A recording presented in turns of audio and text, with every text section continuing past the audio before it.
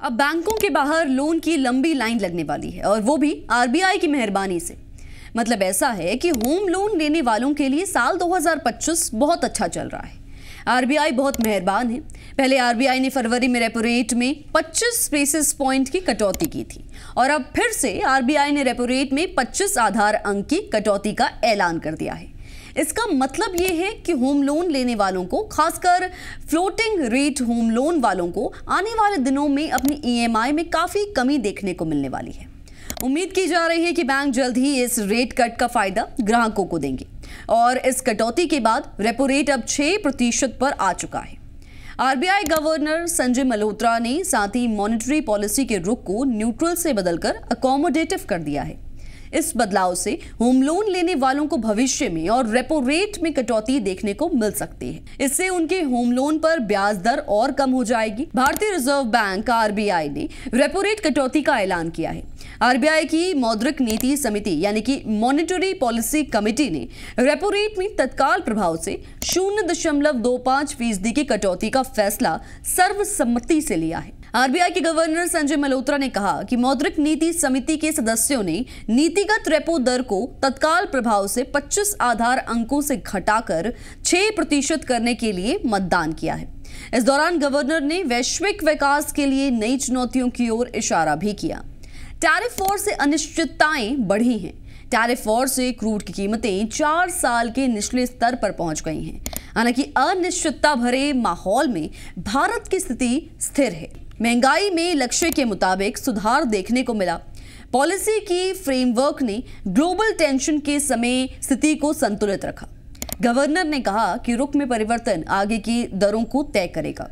रुख में बदलाव यथास्थिति या दरों में कटौती को दर्शाता है। अनिश्चितताओं से निवेश के फैसलों पर असर पड़ा है। ज्यादा टैरिफ से एक्सपोर्ट को नुकसान हुआ है। एग्री सेक्टर यानी कि कृषि सेक्टर का प्रदर्शन बेहतर रहने की उम्मीद है, तो वहीं मैन्युफैक्चरिंग सेक्टर, निर्माण के क्षेत्र में रिवाइवल के संकेत हैं। नमस्कार, मैं हूं आपके साथ दीपाली सिन्हा। आरबीआई ने बुधवार को लगातार दूसरी बार प्रमुख ब्याज दर में 25 आधार अंकों की कटौती का ऐलान किया है। केंद्रीय बैंक के इस फैसले से अमेरिका की ओर से लगाए गए पारस्परिक शुल्कों से प्रभावित अर्थव्यवस्था को सहारा मिलने की उम्मीद बढ़ी है। ब्याज दरों में कटौती के बाद प्रमुख नीतिगत दर यानी रेपो रेट घटकर 6% हो गई है। इस कदम से आवास, ऑटो और कॉर्पोरेट ऋण लेने वालों को राहत मिलेगी।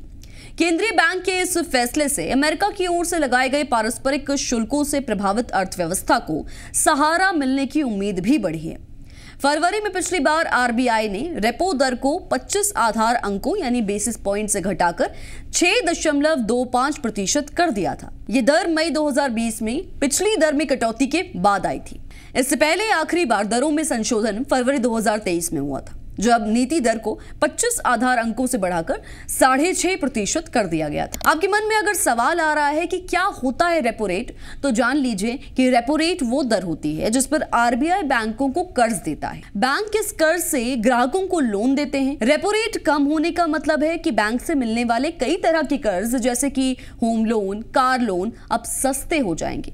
हालांकि बैंक ईएमआई में कब तक और कितनी कटौती करेंगे, ये उन पर निर्भर करता है। भारतीय रिजर्व बैंक की मौद्रिक नीति समिति हर 2 महीने के अंतराल पर होने वाली अपनी 3 दिवसीय बैठक में रेपो दर को घटाने, बढ़ाने या स्थिर रखने पर फैसला लेती है।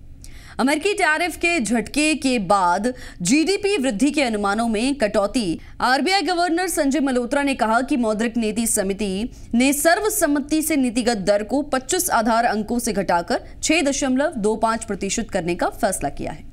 वैश्विक अनिश्चितताओं के कारण आरबीआई ने सकल घरेलू उत्पाद की वृद्धि दर का अनुमान 6.7% से घटाकर 6.5% कर दिया है। पिछले हफ्ते अमेरिकी राष्ट्रपति डोनाल्ड ट्रंप ने भारतीय आयातों पर 26% का भारी भरकम पारस्परिक शुल्क लगाने की घोषणा की थी, जो 9 अप्रैल से प्रभावी होने जा रहा था, लेकिन अब 90 दिनों की राहत अमेरिका की ओर से दी गई है।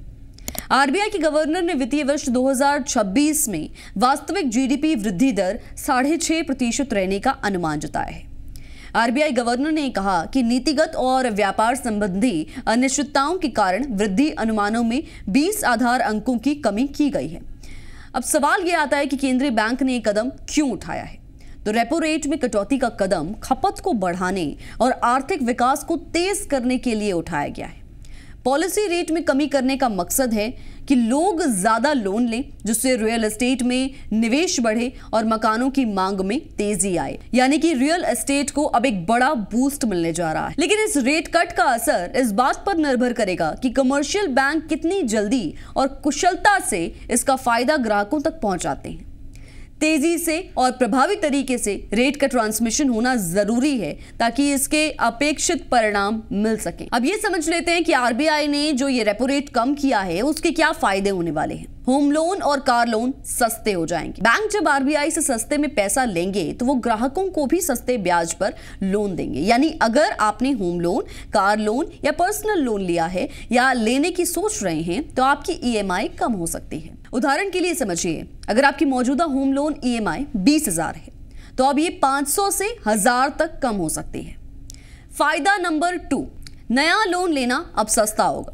अगर आप नया घर खरीदना चाहते हैं, गाड़ी खरीदना चाहते हैं या पढ़ाई के लिए एजुकेशन लोन लेना चाहते हैं तो अब कम ब्याज दर पर लोन मिलेगा। इससे आपकी जेब पर लोन चुकाने का कम बोझ पड़ेगा। फायदा नंबर 3, बिजनेस और नौकरी के मौके बढ़ेंगे। सस्ता कर्ज मिलने से कंपनियां ज्यादा निवेश करेंगी, नई फैक्ट्रियां या ऑफिसेज खोलेंगी और इससे नई नौकरियां बनने का मौका बढ़ेगा।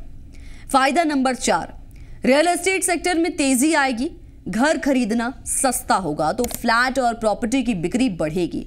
डेवलपर्स नई परियोजनाओं पर काम शुरू करेंगे जिससे कंस्ट्रक्शन इंडस्ट्री और उससे जुड़े सेक्टर्स जैसे कि सीमेंट, स्टील, पेंट को फायदा मिलेगा। फायदा नंबर 5, इंडियन इकोनॉमी को सहारा मिलेगा। जब लोग सस्ते लोन लेकर खर्च करेंगे तो बाजार में पैसा घूमेगा। इससे जीडीपी ग्रोथ बढ़ेगी और भारत मंदी से बच सकता है। ऐसा नहीं है कि इसका पूरा फायदा ही है, चांसेस हैं कि आम आदमी को कुछ नुकसान भी हो सकते हैं। जो बैंक है वो रेपो रेट कटौती का पूरा फायदा तुरंत ग्राहकों को नहीं देते हैं, कभी कभी उन्हें समय लगता है। तो इससे ये हो सकता है कि फिक्स डिपॉजिट पर ब्याज दरें भी धीरे धीरे कम हो सकती हैं। तो सीनियर सिटीजन्स और एफडी निवेशकों को जो रिटर्न मिलता है उसमें कमी आ सकती है। और इसके साथ ही रेपो रेट में कटौती के कारण बैंकों के स्टॉक पर दबाव देखने को मिल सकता है। इसके अलावा इस फाइनेंशियल ईयर की जीडीपी के लिए कुछ अनुमान लगाए गए हैं। वो बताने से पहले ये जानिए कि जीडीपी क्या होती है। जीडीपी की फुल फॉर्म है सकल घरेलू उत्पाद, यानी कि ग्रॉस डोमेस्टिक प्रोडक्ट। ये किसी भी देश में एक निश्चित अवधि के दौरान उत्पादित हुई सभी अंतिम वस्तुओं और सेवाओं का कुल मौद्रिक मूल्य होता है। आमतौर पर किसी देश की जीडीपी को मापने के लिए 1 वर्ष की अवधि का प्रयोग किया जाता है। जीडीपी ठीक वैसी ही है जैसे किसी छात्र की मार्कशीट होती है। जिस तरह मार्कशीट से ये पता चलता है कि छात्र ने साल भर में कैसा प्रदर्शन किया है और किन विषयों में वो मजबूत या कमजोर रहा है, उसी तरह से जीडीपी आर्थिक गतिविधियों के स्तर को दिखाता है और इससे ये पता चलता है कि किन सेक्टर्स की वजह से इसमें तेजी या गिरावट आई है। भारत में सेंट्रल स्टैटिस्टिक्स ऑफिस साल में 4 दफा जीडीपी का आकलन करते हैं, यानी कि हर तिमाही में जीडीपी का आकलन किया जाता है।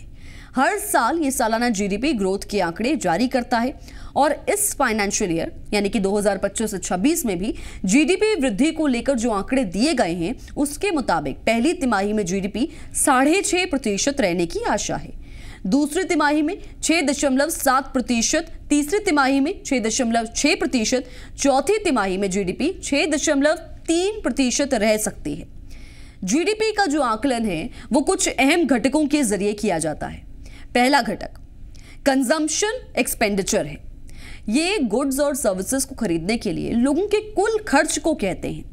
दूसरा गवर्नमेंट एक्सपेंडिचर और तीसरा इन्वेस्टमेंट एक्सपेंडिचर और आखिर में आता है नेट एक्सपोर्टर्स। जीडीपी का आकलन नॉमिनल और रियल टर्म में होता है। नॉमिनल टर्म्स में ये सभी वस्तुओं और सेवाओं की मौजूदा कीमतों पर वैल्यू है।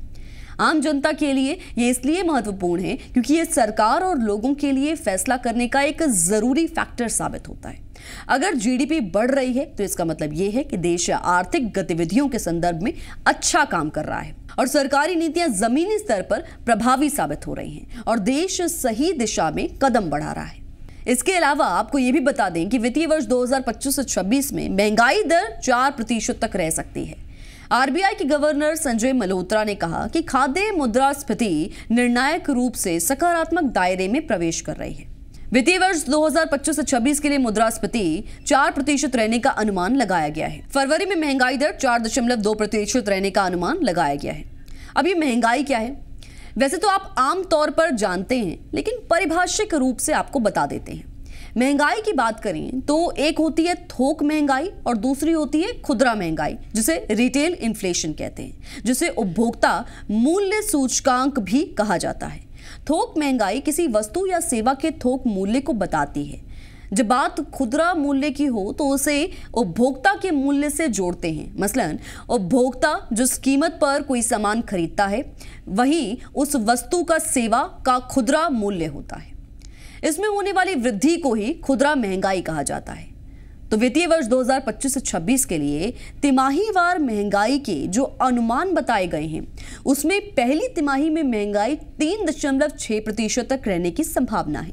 तो वहीं दूसरी तिमाही में महंगाई 3.9% तक रह सकती है।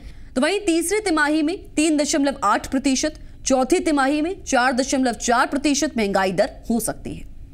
बाजार और आर्थिक नीति के बारे में विशेषज्ञों का मत भी सुन लीजिए। तो एक्सपर्ट्स का यह मानना है कि संचयी दर कटौती 100 आधार अंकों तक पहुंच सकती है, जो यह दर्शाता है कि व्यापार तनाव जल्द हल होने की बजाय जारी रहेगा। निवेशकों के लिए एक ऐसे बाजार का माहौल का संकेत देता है जहां पर मौद्रिक सहजता के बावजूद रक्षात्मक स्थिति विकास उन्मुख रणनीतियों से बेहतर प्रदर्शन कर सकती है। HDFC बैंक के प्रमुख अर्थशास्त्री साक्षी गुप्ता ने कहा, हमें यह लगता है कि विकास दर RBI के अनुमान से कम रहेगी और वित्त वर्ष 2025-26 में ये 6.3% रहने की उम्मीद है। इमर्जिंग मार्केट इकोनॉमिस्ट श्रीलान शाह ने कहा कि अमेरिकी व्यापार नीति को लेकर अनिश्चितता बनी हुई है और मुद्रास्फीति नियंत्रित दिखाई दे रही है, इसलिए दरों में और कटौती की संभावना है। शाह ने एक नोट में यह भी कहा कि हमारा यह मानना है कि इस वर्ष रेपो रेट घटकर 5.5% हो जाएगा। बाजार की उठापटक चलती रहेगी और उस बीच क्या फायदा हुआ है, क्या नुकसान हुआ है, क्यों RBI ने रेपो रेट में कमी की उम्मीद की है, ये सब आपको समझ में आ गया होगा। आप कमेंट करके जरूर बताइए ये जानकारी आपको कैसी लगी और ऐसी ही और वीडियोस के लिए देखते रहिए जी भारत। मैं हूं दीपाली सिन्हा। जी भारत।